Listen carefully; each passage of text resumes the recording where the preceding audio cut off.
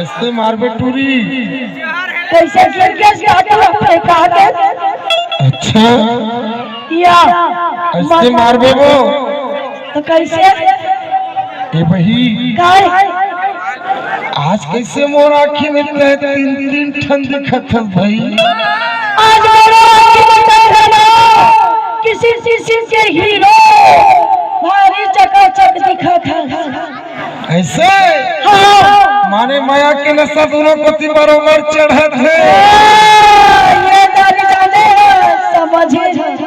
ए बही रात के दुल्हा ले लो छरहा बानी लागला मामा के गड़बड़ लागत है थोड़ा तीर में जाके देखा अच्छा तो मन के तीर में जाबे हां तो मन के तीर में जाके सौ हम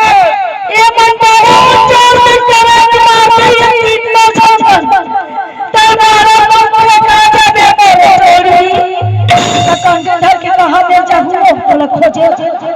तते मोला भोकोलो समझतास का ऐसे तो का चीज है तो अगर मन में करंट है ना